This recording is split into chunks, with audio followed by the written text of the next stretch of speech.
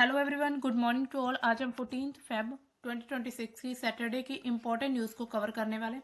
जैसे कि हमारा ये daily the Hindu news analysis का सेशन रहता है, इसमें हम डेली यूपीएससी से रिलेटेड करंट अफेयर्स को कवर करते हैं, जिसमें जो है हमारे जैसे कि इसमें जो भी इम्पोर्टेंट न्यूज़ आती रहती है, जैसे यूपीएससी का एग्जाम हो, कोई भी वनडे एग्जाम, किसी स्टेट का पीसीएस हो, तो वो काफ़ी ज़्यादा हेल्पफुल रहता है ये सेशन हमारा इन एग्जाम्स के लिए। तो चलिए शुरू करते हैं आज का हमारा सेशन। तो हमारी फर्स्ट न्यूज़ क्या आ रही है? BNP secures landslide victory in Bangladesh. हमने अभी देखा कि बांग्लादेश में अभी चुनाव हुए हैं, जब से जो शेख हसीना थी उनकी सरकार गिरी है, यानी कि उनकी जो सत्ता में मतलब सत्ता से हटने के बाद उसके बाद वहां पर एक तरह से इंटरम गवर्नमेंट चलाई जा रही थी, जो कि मोहम्मद यूनुस के द्वारा थी। और उसके बाद अब पहली बार जो ये चुनाव हुए हैं, ये 13th यानी कि 13वें जो मतलब कि बांग्लादेश में 13वीं बार चुनाव हुए हैं।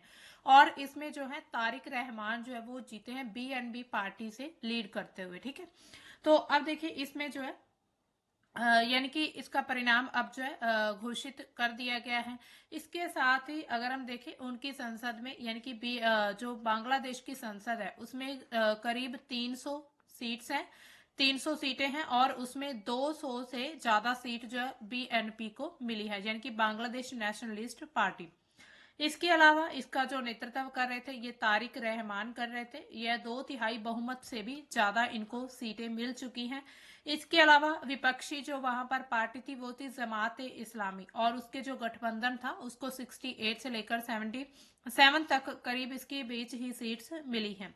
इसके अलावा और भी बहुत सारी पार्टीज ने वहां पर मतलब कि इलेक्शन लड़ा, इसके अलावा मतलब चुनाव लड़े थे। इसके अलावा वोटर का अगर हम देखें तो करीब 60% लोगों ने जो है वोट डाला, इसका एवरेज निकाले तो। अब थोड़ा बैकग्राउंड इसके देखें तो 2024 में क्या हुआ था कि छात्र आंदोलन हुआ था, जहां पर शेख हसीना की जो सत्ता यानी कि शेख हसीना की सरकार को गिरा दिया गया था। अवामी लीग को फिर भागना पड़ा था, और उसके बाद मोहम्मद यूनुस की सरकार चली थी, उसके नेतृत्व में जो है 2 साल करीब जो है वहां पर यानी कि 1.5 से 2 साल करीब जो है मोहम्मद यूनुस के द्वारा सत्ता संभाली गई थी। बीएनपी के चेयरमैन तारिक रहमान जो है वो 17 साल के थे जब वो लंदन में चले गए थे, लेकिन अब जो है वो पीएम बन चुके हैं वहां के। और पार्टी ने यानी कि सरकार बनाने की बात भी कह दी है कि जल्द, बहुत ही जल्द जो है सरकार बनाई जाएगी, यानी कि वहां पर जो अलग अलग मिनिस्ट्रीज हैं वो अलग अलग जो मंत्री हैं उनको दे दी जाएगी। इसके अलावा चुनाव के साथ एक रेफरेंडम भी हुआ है, जिसमें वोटरों ने संवैधानिक बदलावों को भी सपोर्ट किया है, जैसे कि प्रधानमंत्री के लिए 2 टर्म लिमिट रखी गई। इसके अलावा बाई कैमरल जो पार्लियामेंट और महिलाओं के लिए ज्यादा प्रतिनिधित्व, ये सब कुछ यानी कि चुनाव में किया गया था। इसके अलावा बांग्लादेश के लिए काफी ज्यादा ऐतिहासिक माना जा रहा है, क्योंकि 15 साल के ठीक है ऑथोरिटेरियन जो रूल है उसके बाद करीब डेमोक्रेसी की वापसी मानी जा रही है, कि जो वहां पर पार्टी बनी है वो डेमोक्रेटिक पार्टी है। तो ऐसे में अगर हम देखें तो ये तारिक रहमान के लिए भी बहुत ही ज्यादा एक तरह से ऐतिहासिक है, क्योंकि 30 से 32 साल के बाद अब जाके किसी पुरुष के हाथ में जो है बांग्लादेश की सत्ता आई है। उससे पहले जो शेख हसीना, उनसे पहले भी जो खालिदा जिया रही हैं वहां की पीएम। तो इसी तरह यानी कि काफी बड़ा बदलाव माना जा रहा है। इसके साथ ही भारत पर क्या इफेक्ट पड़ सकते हैं? अब देखिए भारत के साथ जो पाकिस्तान है, इसके साथ चाइना और यूएस, उन सभी ने बीएनपी को बधाई दी है उनके जीतने पर।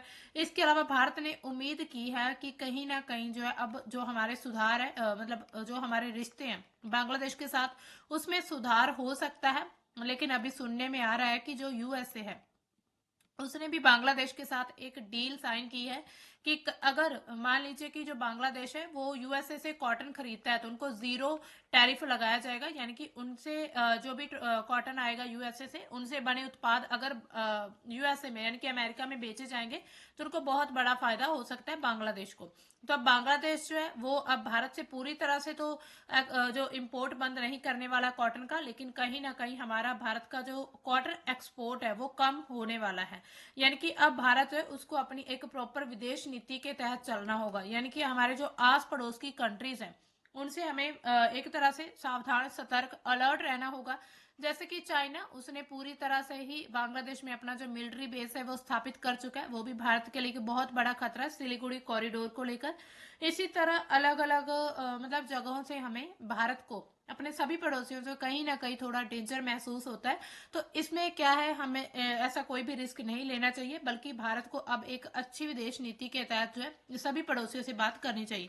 तो भारत के लिए एक अच्छा मौका है बांग्लादेश के साथ अपने रिश्ते सुधारने का। भारत जो है अपने जितने भी तनाव है उनको रीसेट कर सकता है, क्योंकि बीएनपी गवर्नमेंट काफी मतलब काफी टाइम बाद उनकी वहां पर सरकार बनी है।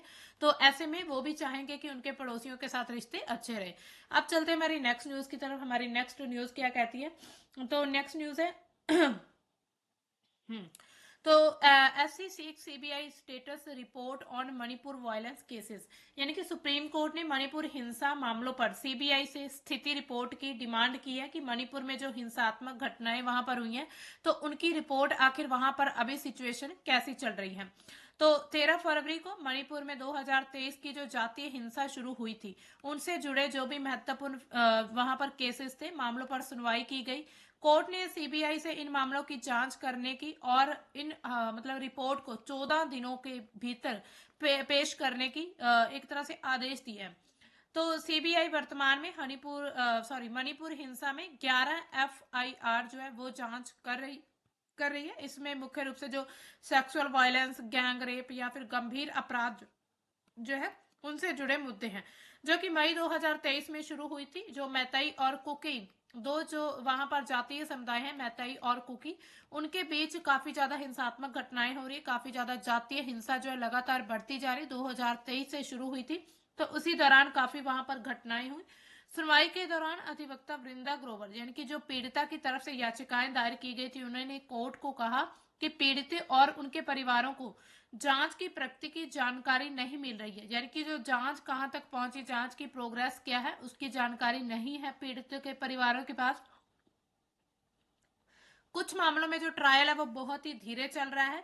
तो इसी तरह उन्होंने कहा कि जो पीड़िता थी उनकी मौत भी हो चुकी है, तो पीड़ित जो है, पीड़ित परिवार है, उन्होंने अपना पक्ष रखा। तो इसी को लेकर जो सुप्रीम कोर्ट ने जो है रिपोर्ट की डिमांड की है, यानी कि रिपोर्ट का आदेश दिया है। इसके अलावा कोर्ट ने केंद्र सरकार और मणिपुर गवर्नमेंट से कहा कि जस्टिस गीता मित्तल समिति की सिफारिशों को लागू किया जाए। यह समिति जो है हिंसा पीड़िता के जितने भी पुनर्वास, यानी कि रिहेबिलिटेशन और राहत, इसके साथ कल्याण के लिए गठित की गई थी एक समिति। इसके अलावा सुप्रीम कोर्ट ने यह भी सुझाव दिया कि इन मामलों की निगरानी सुप्रीम कोर्ट की बजाय जो है अब हाई कोर्ट, जो मणिपुर का हाई कोर्ट है, उसके द्वारा की जाएगी। इसके अलावा जरूरत पड़ने पर मणिपुर हाई कोर्ट में विशेष एक बेंच गठित की जाएगी अगर जरूरत पड़ती है। तो कोर्ट ने कहा कि दैनिक निगरानी जो है, हर दिन निगरानी रखना सुप्रीम कोर्ट से संभव नहीं है। इसी वजह से वहां पर जो स्थानीय जो कोर्ट है या फिर स्थानीय जो अदालत है, उसके द्वारा इस पर मतलब कि अच्छे तरीके से निगरानी या फिर मॉनिटरिंग अच्छी की जा सकती है। तो इसी तरह काफी ज्यादा लोग जो इनमें कुकी और मैतई समुदायों के बीच जो भी विवाद था, उसमें 200 से ज्यादा लोग जो है वो मारे गए हैं। अब देखिए विवाद का कारण थोड़ा समझ लेते हैं, क्यों है विवाद, क्यों था। अब देखिए दो वहां पर समुदाय रहते, एक पहाड़ी क्षेत्र में, एक वहां पर जो है मैदानी क्षेत्रों में। तो उसमें क्या है कि आरक्षण को लेकर विवाद था, यानी कि जो केंद्र सरकार या फिर अगर हम स्टेट गवर्नमेंट की बात करें, तो उस समय पर जो मैतई समुदाय की अगर हम आबादी देखें तो करीब 53% है। और मुख्य रूप से ये इम्फाल घाटी में रहते हैं मैतई समुदाय। काफी लंबे समय से एसटी का दर्जा ये चाहते थे कि हमको जो है शेड्यूल्ड ट्राइब का दर्जा मिले। एसटी का दर्जा मिलने से उन्हें क्या क्या फायदा होता, उन्हें एक तो आरक्षण मिल जाता, दूसरा सरकारी नौकरियों में कोटा मिल जाता, तीसरा पहाड़ी इलाकों में जमीन खरीदने या फिर बसने की सुविधा मिल सकती थी। इसी के अलावा जो अभी सिर्फ कुकी और नागा समुदायों को ही ये सभी जो है फैसिलिटीज मिली हुई हैं। तो इसके साथ ही 27 मार्च 2023 को मणिपुर हाई कोर्ट ने राज्य सरकार को निर्देश दिया कि मैतई को एसटी का दर्जा देने पर 4 हफ्तों में ही फैसला लेना होगा, यानी कि एक तरह से एक मंथ के भीतर आपको ये बताना होगा कि जो मैतई समुदाय उसको एसटी का दर्जा देना है या फिर नहीं, यानी कि इस एसटी का दर्जा दिया जाए। इसके अलावा कुकी और जो समुदाय थी, कुकी और जो यानी कि अलग अलग वहां पर जो ट्राइब्स रहती हैं, जो समुदाय, उनको ये चीज बड़ी अजीब लगी, उनको डर लगा कि कहीं ना कहीं अगर जो हमारी जगह यानी कि अगर जो मैतई समुदाय है, उनकी आबादी भी 53% है, अगर उनको एसटी का दर्जा मिल जाता है तो सबसे ज्यादा हर जगह पर उनका जो है प्रभुत्व हो जाएगा, यानी कि उनका प्रभाव ज्यादा रहेगा। इसी तरह वो अपनी स्थिति को यानी कि अपनी जगह को बरकरार रखना चाहते थे। और फिर काफी ज्यादा मतलब उन्हें डर महसूस हुआ कि उनकी जमीन, संसाधन और राजनीतिक प्रभाव पर कब्जा कर लिया जाएगा मैतई समुदाय के द्वारा। तो और उस समय पर फिर क्या हिंसात्मक घटनाएं शुरू हो चुकी थी। इसी विरोध में all tribal students union of Manipur ने 3 मई 2023 को ट्राइबल सॉलिडेरिटी मार्च निकाला था, यानी कि एक जो मार्च निकलती है जैसे रैली निकाली गई। और इसी के दौरान इम्फाल घाटी पहाड़ी जिलों पर सीमा पर फिर काफी ज्यादा झड़पें शुरू हो चुकी थी, लड़ाइयां शुरू हुई। जल्दी ही बड़े पैमाने पर हिंसा, आगजनी, लूटपाट और यौन हिंसा भी यानी कि लड़कियों के रेप किए गए। इसमें आपने सुना होगा कि एक लड़की जो थी उनको उनके कपड़े उतार कर पूरे रोड पर उनको चलाया गया था। इससे दूसरे समुदाय ने अपनी जो है इसको इज्जत को यानी कि अपना अपमान समझा। इसी तरह बहुत ही ज्यादा वहां पर जो है वहां पर बहुत ज्यादा हिंसात्मक घटनाएं शुरू हो गई, लोगों के मन में बहुत ही ज्यादा गुस्सा बढ़ने लगा और फिर एक दूसरे के खिलाफ होते गए, एक तरह के दुश्मन बन चुके हैं दोनों के। इसके अलावा मैतई बहुमत यानी कि मैतई समुदाय जो है उनमें काफी ज्यादा बहुमत होने के कारण जनजातियां महसूस करती हैं कि सरकार उनके खिलाफ क्या है, पक्षपाती है। दोनों पक्षों में मिलिशिया यानी कि उग्रवादी ग्रुप जो है वो काफी एक्टिव हो गए थे और हिंसा को इन्होंने और ज्यादा भड़काया था। उस समय पर वहां पर 200 से ज्यादा मौतें हुई और 60,000 से ज्यादा लोग जो विस्थापित हो चुके। और मणिपुर स्टेट में जातीय अलगाव बढ़ चुका था। मैतई घाटी में कुकी पहाड़ों में रहते दोनों समुदायों के बीच जो लड़ाइयां बढ़ती गई, दुश्मनी और गहरी होती गई। हिंसा अभी भी पूरी तरह से नहीं रुकी। फिर उसके बाद जब हिंसा शुरू हुई तो उस समय पर स्टेट गवर्नमेंट से कुछ संभाला नहीं जा रहा था, तो उन्होंने वहां पर इमरजेंसी यानी कि वहां पर जो प्रेसिडेंट रूल लागू कर दिया था। अभी हाल ही में प्रेसिडेंट रूल हटाया गया है और उसके बाद वहां पर जो है एक नई गवर्नमेंट का गठन किया गया। फिर भी वहां पर छोटी मोटी घटनाएं होती रहती हैं समुदायों के बीच। और शुरुआती अगर हम देखें इन हिंसा की शुरुआत तो एसटी का दर्जा मांगने के कारण हुई थी। बाकी लोगों को जो है ये महसूस होने लगा कि अगर मैतई समुदायों को एसटी का दर्जा मिल गया तो उनके जो अधिकार है वो छीन सकते हैं, क्योंकि पहले ही उनकी आबादी कम थी। दूसरा, अब जो लोग जिन लोगों की आबादी ज्यादा है वो हर जगह अपनी जो है सहूलतों की डिमांड कर रहे हैं, तो ऐसे में कहीं ना कहीं मन में डर उत्पन्न होता है। अब चलते हैं हमारी नेक्स्ट न्यूज की तरफ। नेक्स्ट न्यूज क्या है? India believed that Panchsheel pact settled border with China, से सीडीएस। सीडीएस ने क्या कहा है कि भारत का मानना था कि पंचशील समझौते से चीन के साथ सीमा का मामला जो है वो सुलझ गया था। तो सीडीएस जो हमारे हैं जनरल अनिल चौहान जो चीफ ऑफ डिफेंस स्टाफ है, तो उनमें अनिल चौहान ने फरवरी 2026 को उत्तराखंड के देहरादून में भारत हिमालयन स्ट्रेटेजी फोरम में एक कार्यक्रम के दौरान भारत चीन के संबंधों और 1954 का जो पंचशील समझौता हुआ था उस पर महत्वपूर्ण बातें कही। उन्होंने यही कहा कि भारत का मानना था कि 1954 में जो हमारा पंचशील एग्रीमेंट हुआ था उसके तहत चीन के साथ हमारे जो नॉर्थ बाउंड्री है या फिर नॉर्थ बॉर्डर है उसका विवाद सुलझा, लेकिन चीन का रुख क्या वो इससे अलग था। इसके अलावा 1954 में क्या हुआ था, पहले उसको थोड़े पृष्ठभूमि को समझते हैं। तो इसमें क्या हुआ कि भारत ने तिब्बत को चीन का हिस्सा मान लिया था और इसके बाद दोनों देशों ने पंचशील समझौतों पर क्या हुआ, साइन हुए। ये समझौता जो था ये 5 सिद्धांतों पर आधारित था, 5 प्रिंसिपल, जैसे कि एक दूसरे की जो संप्रभुता है उसका सम्मान करना, गैर आक्रमण, शांति, सह अस्तित्व, ये सभी थे इसमें शामिल। ठीक है, भारत की धारणा क्या थी? भारत ने इसे एक फॉर्मल ट्रीटी की तरह देखा कि ये एक तरह से ट्रीटी है। भारत को लगा कि इससे जो हमारी नॉर्थ बॉर्डर है उसका एकमात्र जो विवाद बचा हुआ है वो सुलझ चुका है, जो कि ब्रिटिश काल से ही शुरू हुआ था। जब भारत की जो बंटवारा हो रहा था उस समय पर जो ब्रिटिश थे उन्होंने जो लाइन खींचने की यानी कि जो मैकमोहन रेखा हमारी जो भी हमारी लाइन ऑफ एक्चुअल कंट्रोल है हमारी चाइना के साथ, जैसी भी जो भी रेखा खींची गई थी तो उसको लेकर यह विवाद बढ़ा हुआ था। भारत ने माना कि सीमा की वैधता पंचशील समझौते पर टिकी हुई है, जिसमें 6 दर्रे थे। दर्रे कौन कौन से थे? छिपिकिला दर्रा, माना दर्रा, नीतिगिरा, किंगरी बिंगरी, लिपू लेक और धर्म का जिक्र था इसमें। ठीक है, धर्म मतलब कि व्यापार और तीर्थ यात्रा के लिए ये दर्रे काफी ज्यादा इंपॉर्टेंट माने जाते हैं। चीन का रुख क्या था इसमें? चीन ने स्पष्ट कहा कि यह समझौता केवल ट्रेड के लिए था, इसमें सीमा पर जो है, सीमा पर चीन के रुख से कोई लेना देना नहीं था। चीन ने कभी भी इसे सीमा विवाद के समाधान के रूप में नहीं देखा, यानी कि चीन को ये बिल्कुल भी बर्दाश्त नहीं हो रहा था कि उनका जो सीमा का विवाद सुलझ चुका है। इसके अलावा अगर हम जवाहरलाल नेहरू जी की सोच के पीछे देखें क्या कारण थे, तो सीडीएस ने कहा कि स्वतंत्रता के बाद भारत चीन के साथ अपने अच्छे संबंध बनाना चाहता था। नेहरू को मैकमोहन लाइन, जो कि एक तरह से 890 किलोमीटर तक लेंथ थी जिसकी, और लद्दाख में कुछ दामों की जानकारी थी, लेकिन उन्होंने पंचशील को स्टेबिलिटी लाने का एक तरीका माना कि समझौते के तहत जो है भारत और चाइना के बीच स्टेबिलिटी बन जाएगी, स्थिरता बनेगी, दोनों देशों के बीच रिश्ते सुधर जाएंगे। इसी वजह से तिब्बत को चीन को सौंपने से हिमालय बफर खो दिया, और लेकिन उस समय शांति और सहयोग को ही प्राथमिकता दी गई थी। इसके अलावा अब ये बयान इंपॉर्टेंट क्यों है, क्योंकि भारत चीन सीमा विवाद जो कि एलएसी यानी कि लाइन ऑफ एक्चुअल कंट्रोल 2020 से, जब से गलवान घाटी में जो वहां पर संघर्ष हुआ था, आज भी बना हुआ है। सीडीएस ने कहा कि 1954 में भारत ने जो धारणा बनाई वह गलत साबित हुई, यानी कि एक तरह से वो नेहरू जी को नेहरू जी को गलत साबित करना चाहते हैं, मतलब कि उन्होंने साफ कह दिया कि उनके द्वारा जो ये समझौता लाया गया था वो सही नहीं था। और इसे 1962 का जो युद्ध हुआ हमारा चाइना के साथ, और उसके बाद जितने भी विवाद है उनकी जड़ इसको समझ लिया था। तो अब देखिए चीन के साथ हमारे विवाद आज भी बने हुए, हालांकि न्यू दिल्ली में ऐसा मतलब देखने को आया कि चीन के साथ हमारी एक बैठक हुई है, लेकिन उसमें भी कोई खास समझौता नहीं निकल पाया, क्योंकि चीन क्या है, चीन हमेशा से ही भारत के कुछ क्षेत्रों पर कब्जा करना चाहता है, जैसे कि अरुणाचल प्रदेश को वो अपना हिस्सा मानता है, इसके अलावा लद्दाख के क्षेत्र को अपना हिस्सा मानता है।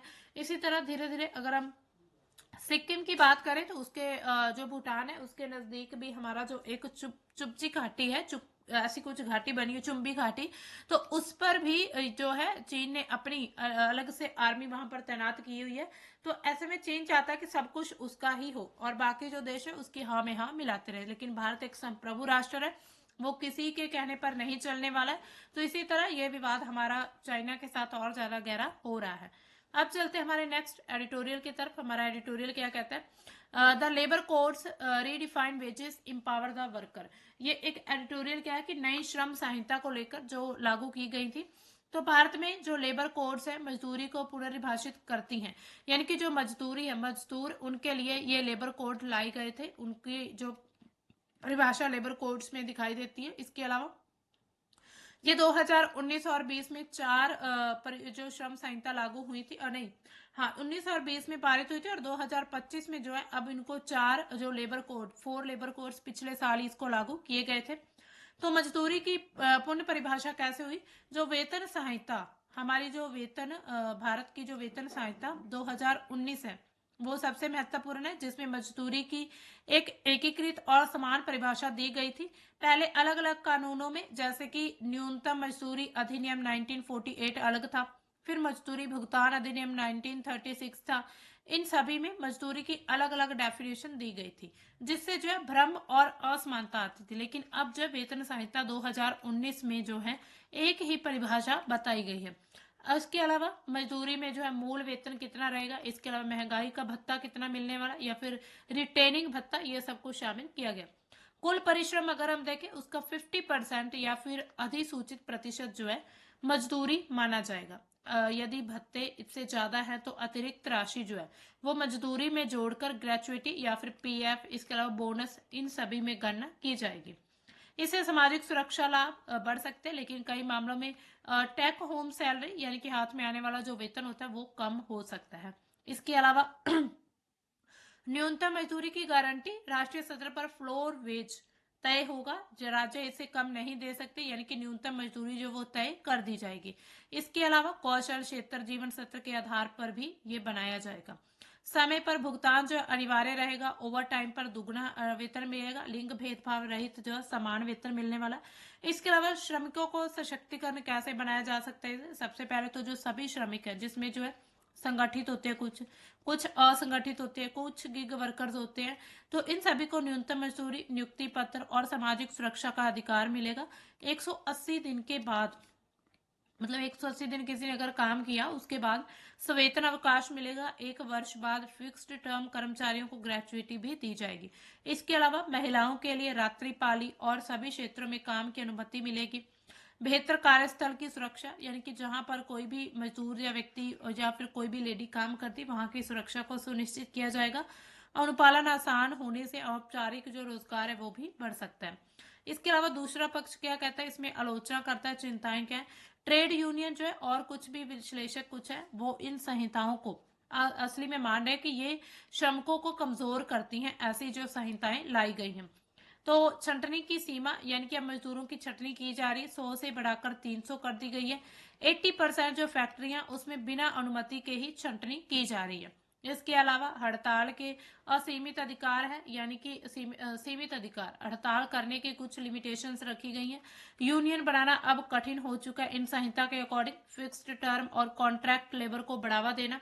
इसके अलावा स्थायी नौकरियां इसमें घट जाएंगी अगर कॉन्ट्रैक्ट लेबर रहेगी तो। मजदूरी की नई परिभाषा से भत्ते कम करके मूल वेतन बढ़ाने का खेल भी संभव हो सकता है, जिससे टेक होम सैलरी वो कम होगी। 12 घंटे की शिफ्ट का विकल्प है, श्रमिकों पर शारीरिक बोझ है वो बढ़ेगा। इसके अलावा निष्कर्ष क्या निकलता है इस एडिटोरियल का, जो नई श्रम संहिता है, 4 नए लेबर कोड्स जो लागू किए गए, यहाँ पर आप देख सकते हैं एडिटोरियल में भी 4 लेबर कोड्स जो लाए गए हैं उसमें। तो वो एक तरह से मजदूरी को तो फिर से रीडिफाइन करती हैं, अधिक एक समान आधुनिक बनाकर सशक्तिकरण का दावा भी करती हैं, क्योंकि असंगठित क्षेत्रों को कुछ सुरक्षा मिल रही है। अनुपालन सरल होगा अगर सही तरीके से इसको लागू किया जाए, लेकिन सुरक्षा, नौकरी की सुरक्षा, इसके अलावा यूनियन का अधिकार या फिर कार्य घंटों में लचीलापन नियोक्ताओं के पक्ष में ये काफी अधिक झुका हुआ है। तो इसी तरह ये संहिता ईज ऑफ डूइंग बिजनेस और औपचारिकता को बढ़ावा देने वाली है। लेकिन सच्चा सशक्तिकरण कब होगा, जब न्यूनतम मजदूरी वास्तविक जीवन यापन पर सत्र पर हो, यानी कि रियलिटी में जब इन सभी को लागू कर दिया जाएगा, तभी असल में एम्पावरमेंट देखा जाएगा। अब चलते हैं हमारी नेक्स्ट न्यूज की तरफ। हमारी नेक्स्ट न्यूज क्या कहती है, consumer get a raw deal as global oil price fall benefit remains frozen. यानी कि वैश्विक तेल कीमतों में गिरावट से मिलने वाला जो लाभ है अभी तक स्थिर रहने के कारण जो कंज्यूमर्स हैं उनको नुकसान उठाना पड़ रहा है। कैसे, अब देखिए, वैश्विक स्तर पर कच्चे तेल की कीमतों में जो काफी गिरावट आ चुकी है हमें पता है, क्योंकि काफी ज्यादा ग्लोबल लेवल पर हमें जो ट्रेड वॉर देखने को मिल रहे हैं। जैसे उदाहरण के लिए ब्रेंट क्रूड और WTI क्रूड की कीमतें 60 से 70 प्रति बैरल के आसपास या कभी उससे नीचे भी चली गई हैं। इसके अलावा ये अतिरिक्त गिरावट आपूर्ति यानी कि इसके वैश्विक मांग में कमी, यानी कि पूरे विश्व में जो डिमांड की कमी हो रही है, भू राजनीतिक तनाव होने के कारण और भी आर्थिक कारणों से ये गिरावट देखी गई है। भारत दुनिया का सबसे बड़ा तेल आयातक कंट्री माना जाता है, लगभग 85% तेल जो हम इंपोर्ट करते हैं। इसलिए वैश्विक कीमतें कम होने से जो पेट्रोल और डीजल जो है वो सस्ता होने की उम्मीद बनती है। इससे जो कंज्यूमर्स उनको राहत मिलनी चाहिए। कम कीमतों से क्या होगा, ट्रांसपोर्ट बढ़ेगा, सामान और महंगाई पर असर कम होगा। लेकिन भारत में क्या है, पेट्रोल और डीजल की खुदरा कीमतें अभी तक स्थिर बन चुकी हैं। रिटेल जो वहां पर प्राइस है, फरवरी 2026 में भी ज्यादातर शहरों में कोई भी बदलाव नहीं हुआ। बड़े बड़े शहरों में जैसे कि दिल्ली, मुंबई, इन सभी में पेट्रोल जो अभी भी 94 से लेकर 103 रुपीज तक प्रति लीटर है। तो डीजल की भी स्थिति यही है। इसके अलावा कंज्यूमर को नुकसान क्यों हो रहा है इसमें, तो देखिए, जब पूरे विश्व में तेल की कीमतें जो है यानी कि महंगा होता है तो पेट्रोल डीजल की कीमतें तुरंत जो है वो बढ़ा दी जाती हैं। लेकिन जब पूरे विश्व में कीमतें गिरती है तो उस लाभ को कंज्यूमर तक नहीं पहुंचाया जाता, यानी कि कंज्यूमर के लिए वो पेट्रोल डीजल की कीमत उतनी ही रहती है, यानी कि कीमतें एक तरह से स्टेबल हो जाती हैं। इसके अलावा उपभोक्ता महंगे दामों पर खरीदते रहते हैं, जबकि कंपनियां और सरकार को इससे अधिक मुनाफा मिलता है। पिछले कुछ वर्षों में अगर हम देखें, थोड़ा डेटा निकालें, तो 2022 में क्रूड ऑयल जो था वो 116 रुपए तक भी पहुंच चुका था, $116 तक पहुंच चुका था। लेकिन अब जो है सिर्फ 67 से लेकर $68 तक ही है। लेकिन फिर भी पेट्रोल में यानी कि भारत में सिर्फ 1-2% ही कमी देखी गई है।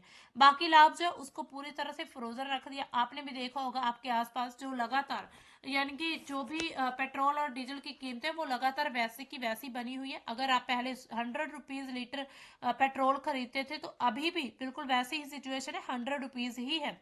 हालांकि पूरे विश्व में जो है इसकी कीमतें जो है वो कम हो चुकी हैं, लेकिन भारत में जो है कंज्यूमर यानी कि आम जनता को इसका कोई फायदा नहीं हो रहा। अब कारण क्या है इसमें? तो टैक्स सबसे पहले बड़ा कारण क्या होता है? टैक्स। भारत में जो पेट्रोल और डीजल है उस पर एक्साइज ड्यूटी और वैट बहुत ज्यादा लगाया जाता है। यानी कि कुल कीमत का 50 से 55% तक जो है वो केंद्र को चला जाता है। केंद्र राज्य सरकार है इससे बड़ा राजस्व कमाती है। गिरावट होने पर भी टैक्स जो है वो कम नहीं किया जाता। इसके अलावा रुपए की कमजोरी, हमें पता ही है कि हमारा रुपया लगातार गिरता जा रहा है। डॉलर के मुकाबले रुपया कमजोर होने के कारण हमारा जो इम्पोर्ट है वो भी महंगा पड़ रहा है। चाहे पूरे विश्व में कीमतें कितनी भी हो जाए, कम हो जाए, लेकिन हमें इम्पोर्ट जो है वो महंगा रहेगा क्योंकि हमारा जो रुपया है उसकी वैल्यू बहुत कम हो चुकी है। ओएमसी की नीति, कंपनियां जो है कीमतें सुविधा के आधार पर तय करती हैं। बढ़ोतरी अगर तेज होती है तो कमी इसमें धीमी हो जाती है। इसके अलावा आर्थिक फैसला, जैसे हमारा अभी बजट प्रस्तुत किया गया, चुनाव, राजस्व की जरूरत से ज्यादा कीमतें स्थिर रखी जाती हैं। तो वर्तमान स्थिति क्या है? पूरे वर्ल्ड में क्रूड ऑयल की कीमतें अभी तक कम है, नरम है, लेकिन भारत में पेट्रोल और डीजल रोजाना वहीं पर ही रहते हैं जहां पर पहले थे। उपभोक्ता को उम्मीद है कि कमी आएगी, लेकिन अभी तक उनको कोई भी लाभ नहीं हुआ है। तो कुछ विश्लेषक क्या कहते हैं कि अगर क्रूड 50 से 60 मतलब डॉलर पर स्थिर रहा तो कुछ राहत मिलेगी, लेकिन टैक्स और नीति पर सबसे ज्यादा निर्भर करता है कि कितना टैक्स लगाया जाता है। अगर टैक्स कम हुआ तो हो सकता है कि कीमतें जो है वो भी कम हो सकती हैं भारत में भी, ठीक है, आम जनता के लिए। लेकिन अब ऐसा नहीं है, यानी कि अभी तक तो फिलहाल टैक्स उतना ही है, इसी वजह से हमको डायरेक्टली इस चीज का लाभ नहीं पहुंच पाता। तो हम ये मान सकते हैं कि पूरे विश्व में चाहे कीमतें स्थिर हो चाहे कुछ भी हो, हमें तो भाई तभी फायदा होगा जब हमारे रुपए की वैल्यू बढ़ेगी। तो ये थी हमारी आज की इंपॉर्टेंट न्यूज। तो अब चलते हैं हमारे क्वेश्चंस की तरफ। पहला क्वेश्चन है, राष्ट्रीय शिक्षा नीति नेशनल एजुकेशन पॉलिसी 2020 के अंतर्गत परिकल्पित शिक्षा के क्षेत्र में कृत्रिम बुद्धिमत्ता का समेकन के संदर्भ में कथनों पर विचार करें। पहला, ये 3A फ्रेमवर्क का आधार चरण शिक्षार्थियों को एआई बुद्धिमत्ता उपकरणों से परिचित कराना, प्रौद्योगिकी के भय को दूर करने पर केंद्रित है। दूसरा, अवधारणा चरण का उद्देश्य क्या है? कृत्रिम बुद्धिमत्ता द्वारा उत्पन्न परिणामों का समालोचनात्मक मूल्यांकन करना, उनकी सीमाओं, पक्षपात को समझने की क्षमता विकसित करना। तीसरा, किरणवन चरण शैक्षणिक मूल्यांकन में मानवीय तर्क के स्थान पर स्वचालित कृत्रिम बुद्धिमत्ता आधारित निर्णय निर्माण को प्रतिस्थापित करने पर बल देता है। तो कौन से कथन इसमें सही है? इसका ए ऑप्शन करेक्ट है, पहला और दूसरा। तीसरा गलत क्यों है? तो इसमें जो इसका एप्लीकेशन क्यों किया जा रहा है, ये मानवीय तर्क को प्रतिस्थापित नहीं करता है, ठीक है। तो इसके विपरीत वास्तविक जीवन की समस्या समाधान, नवाचार, विश्लेषण में एआई बुद्धिमत्ता को एक सहायक उपकरण के रूप में उपयोग करने पर बल देता है। राष्ट्रीय शिक्षा नीति 2020 मानवीय पर्यवेक्षण और समालोचनात्मक चिंतन को प्राथमिकता देती है, न कि निर्णय निर्माण के स्वचालन को। यानी कि तीसरा कथन इसमें गलत हो जाता है, ए ऑप्शन सही है। नेक्स्ट, उड़े देश का आम नागरिक उड़ान योजना के संदर्भ में निम्नलिखित कथनों पर विचार करें। यह योजना क्षेत्रीय हवाई संपर्क को बेहतर बनाने का लक्ष्य रखती है, जिससे हवाई यात्रा किफायती और सुलभ हो। पहला सही है। वर्ष 2025 तक इस योजना के तहत 600 से अधिक मार्ग संचालित किए जा चुके हैं। यह योजना मुख्य रूप से महानगरीय शहरों के बीच संपर्क को बढ़ावा देती है ताकि यात्रा की दक्षता में सुधार हो सके। तो इसमें ए ऑप्शन हमारा सही हो जाता है, पहला और दूसरा। तीसरा स्टेटमेंट गलत है। गलत क्यों है? तो ये योजना मुख्य रूप से टीयर 2 और 3 और दूर दराज के क्षेत्रों को क्षेत्रीय हवाई अड्डों से जोड़ने पर केंद्रित है, महानगरों से महानगर की यात्रा दक्षता बढ़ाने पर नहीं, बल्कि जो दूर दराज के क्षेत्र है उनको क्षेत्रीय हवाई अड्डों से जोड़ना है। तीसरा कथन इसमें गलत है। नेक्स्ट क्वेश्चन हमारा, तो भारत में सेवानिवृत्त सशस्त्र बलों के कार्मिकों के द्वारा पुस्तक प्रकाशन के लिए नियमन के संदर्भ में कथनों पर विचार करें। सेवानिवृत्ति के पश्चात सेना अधिकारी प्रकाशन से संबंधित मामलों में सेना अधिनियम 1950 के अनुशासनात्मक प्रावधानों के अंतर्गत नहीं आते हैं। सेवानिवृत्ति से शासकीय गुप्त बात अधिनियम 1923 के अंतर्गत किए गए प्रकटीकरण के लिए किसी प्रकार की सुरक्षा या प्रतिरक्षा प्राप्त होती है।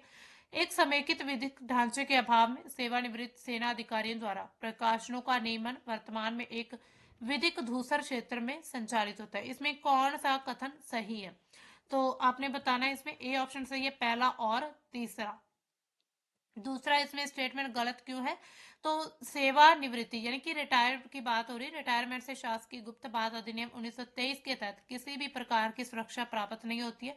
अधिनियम आजीवन लागू रहता है और किसी भी वर्गीकृत जानकारी, संचालन संबंधी वितरण या विवरण या फिर राष्ट्रीय सुरक्षा के लिए हानिकारक सामग्री का प्रकटीकरण सेवानिवृत्त के बाद भी दंडनीय अपराध माना जाता है। यानी कि मान लीजिए कोई भी सेना का अधिकारी अगर रिटायर्ड हो जाता है, उसके बाद उसके पास सुरक्षा कुछ नहीं रहता, लेकिन वो फिर भी कोई भी ऐसी सीक्रेट जानकारी किसी के साथ शेयर नहीं कर सकता। अगर ऐसी फिर भी कोई जानकारी शेयर की जाती है कोई भारत की सुरक्षा या फिर किसी भी एरिया की सुरक्षा को लेकर, तो उसको दंड मिलेगा। तो जो यहाँ पर बी ऑप्शन है यानी कि यहाँ पर गलत हो जाता है, यानी कि सेवा या फिर सुरक्षा प्राप्त नहीं होती है इसमें। ठीक है, तो ये थी हमारी आज की द हिंदू की कुछ इंपॉर्टेंट न्यूज। तो मिलेंगे दोस्तों हम अपने कल के द हिंदू के सेशन में, तब तक के लिए बाय, थैंक्स फॉर वॉचिंग।